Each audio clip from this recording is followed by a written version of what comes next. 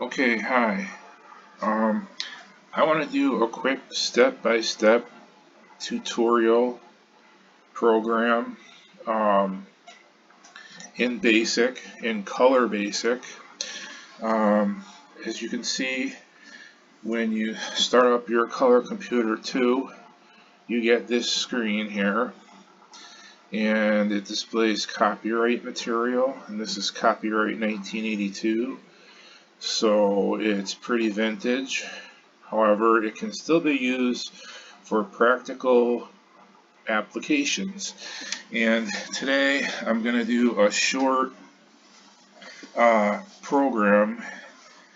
Uh, and what I'm going to demonstrate here is how to use your Color Computer 2 to define an algebraic function and display it on the graphics screen, just as if you would do this on a graphing calculator.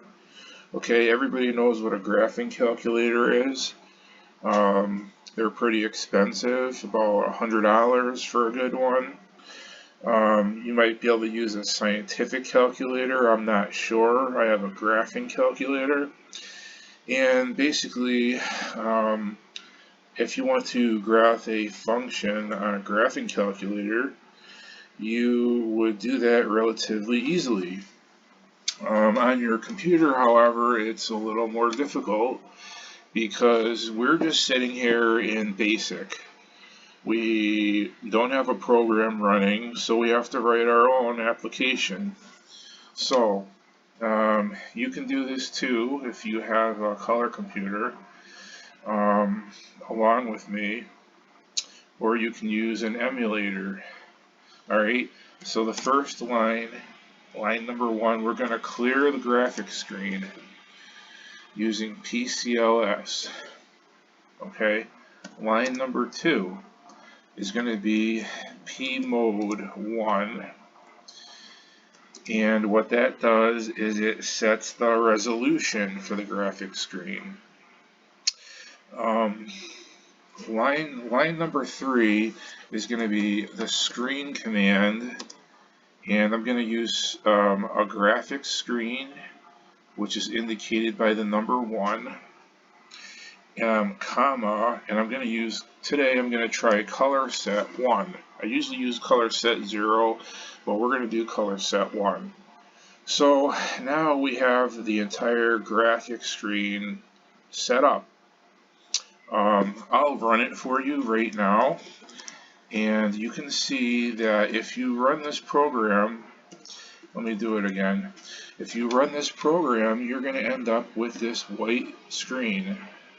Okay, now this is your canvas, whatever you want to call it, that we're going to be creating on. We're going to graph a function, as I said. So there is your palette or your canvas. So we're going to go back to our program. We're going to replace line 4 with a rem statement, and this is just indicating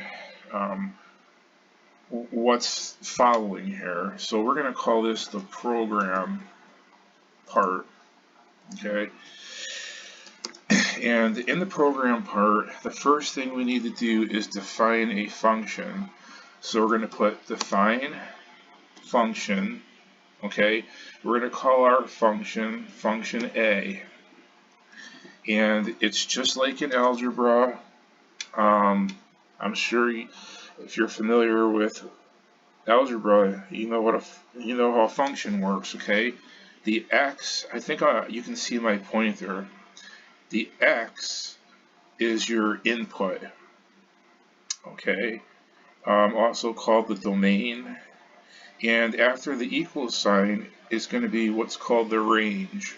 Okay, so for every x input, whatever the number is, you're going to get one value here. Okay, and as I said, we're going to use x squared plus 5. Just, that's the one I like to use. Okay, x squared plus 5. And on your color computer, you need to use this arrow to indicate squared, okay, plus 5. And you're going to have to multiply that by -1.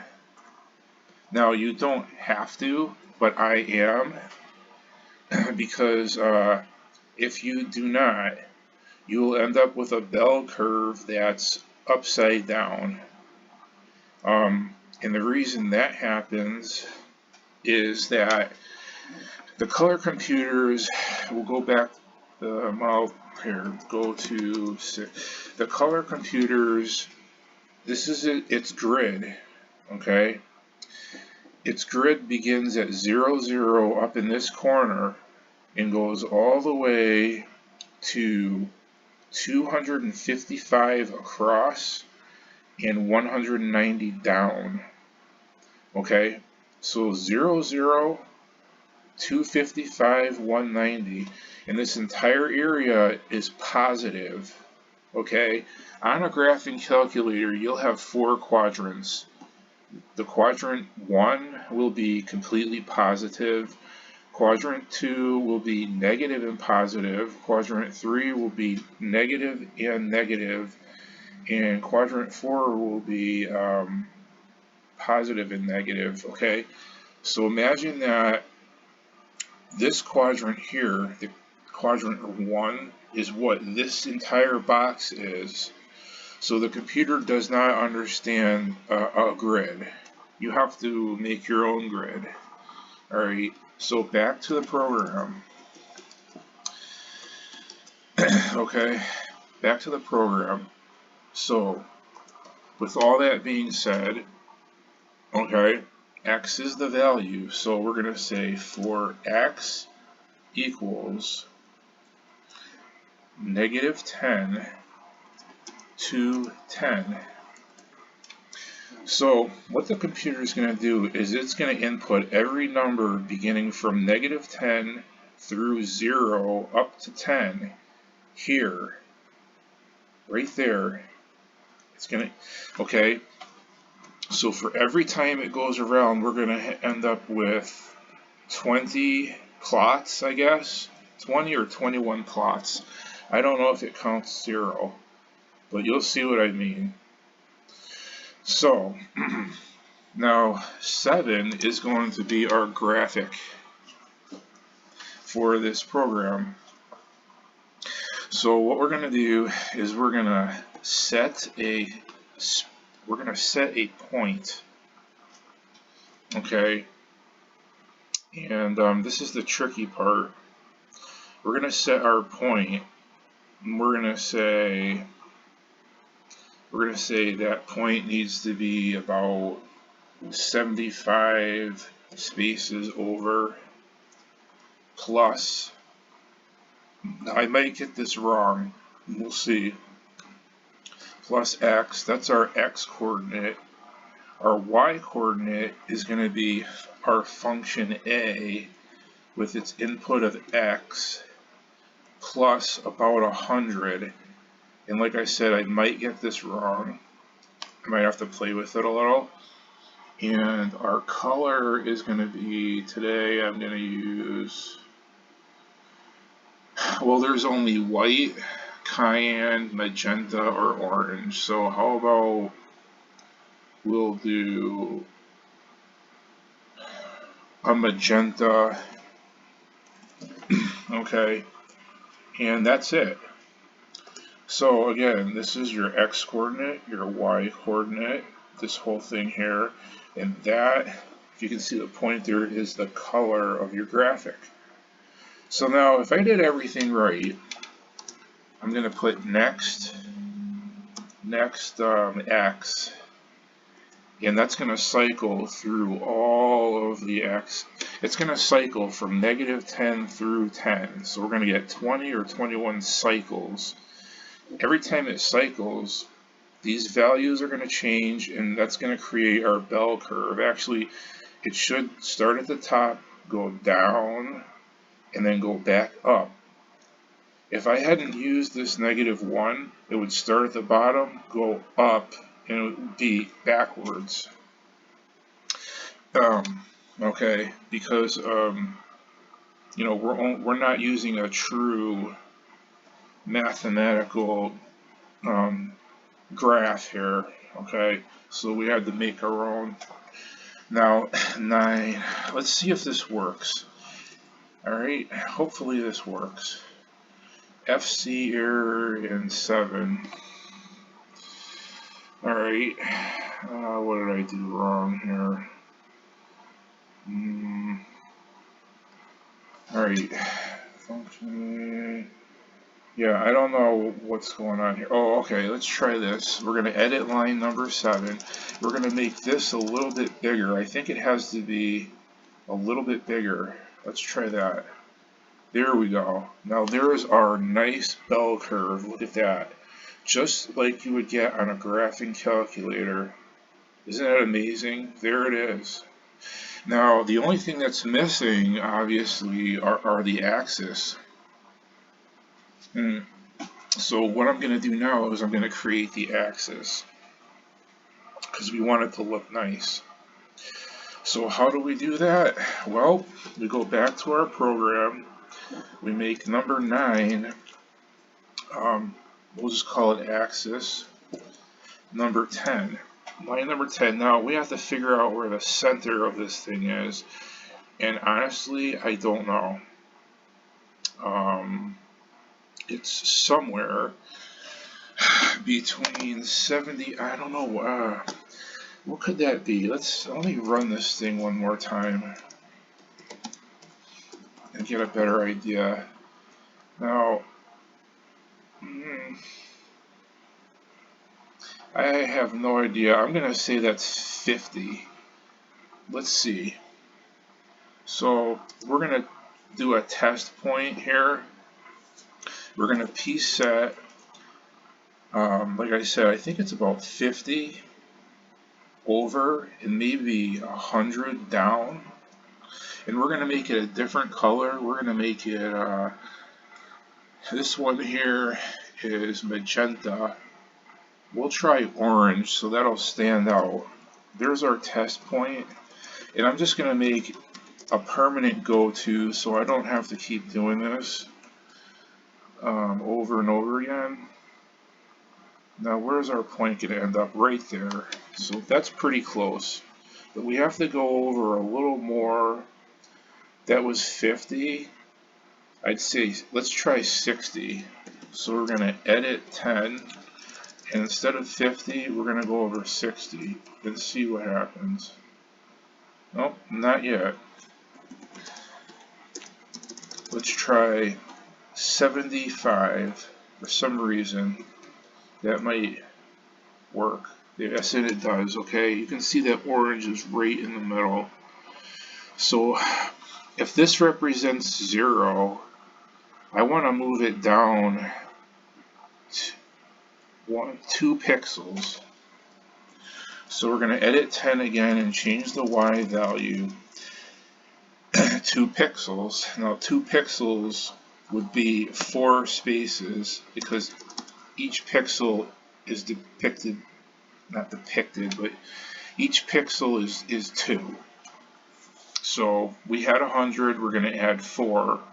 That's 2 2s, and it should move it down right to where we need it, and it did. So what we're going to do now is we're going to make a line here and a line here, and that's going to be our grid. Our origin is right here. That's what they call 0, 0. Okay. Now we need an X and a Y axis. Excuse me. So first, we're going to make our. We're going to put our. We'll do the Y axis first. Y axis.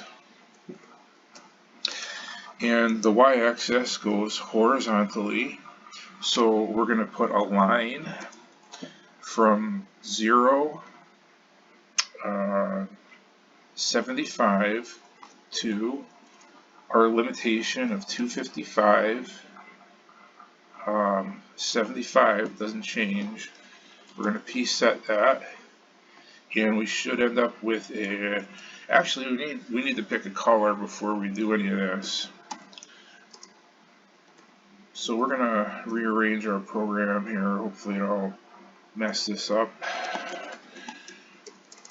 Open up another line right there. Now 12 is going to be color. We used orange for our test point, so we're going to use orange for our line. And why it's way up there, I have no idea. No idea. Okay, obviously I made some kind of mistake here.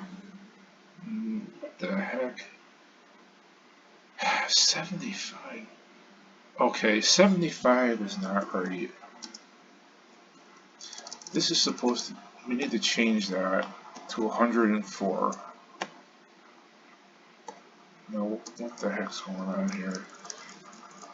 These old computers are horrendous, but once you get used to how to use them, it's actually really relaxing. You know, once you get to know how to do all these different things here, it's frustrating at first, but when you get used to it, editing the lines can be tricky. So now I changed that to 104 to match this Y right here, and that should do it. Okay, so there is our Y axis. Now what do we need? We need an X axis. So we're going to do that next. Alright, this is going to be our last program line, and then we're done. So 14 is, what's going on here? We're going to need a rem line so we know where we are here. If you don't have to use rem lines, but I really recommend it. The computer doesn't read these lines, rem. It's just a note to yourself. So if you put rem, you can write anything after it. The computer doesn't read it. It's just a mental note to yourself, so you know where you are in this program, because it's getting a little long here. I mean, you might not, you know. So, okay. So the color, we could change the color, but I think, let's see, leave it the same and see how it looks. Now this is going to be our 75. Our y-axis is going to be 0. Now I could mess this up again, but another 75, and then we end at 190, and we're going to p-set that, and this should complete our program. Oh Lord, we need a go-to.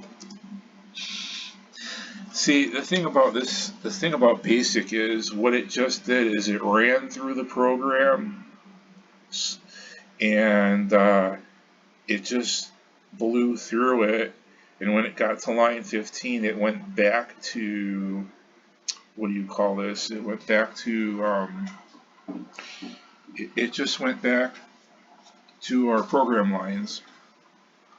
So we want it to stay in graphics mode so we can look at our work here. And the way you do that is you just make it a bottommost line number that goes to itself. So once the program runs through, you know, it does its thing, it won't drop out. It will just go to 25 until you break the program or you interrupt it using the break button. So there it is. You've just seen me demonstrate a real-time program which can be used for different applications on a vintage 1982 Color Basic Tandy Color Computer 2, believe it or not. And there we go. There is our bell curve. Thank you very much for watching.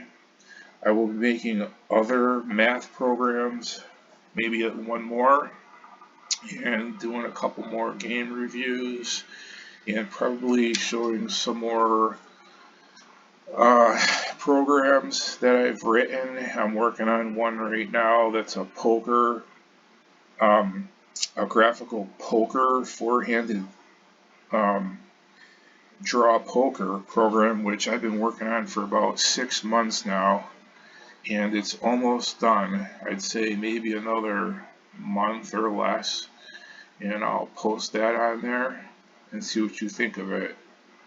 Alright, take care.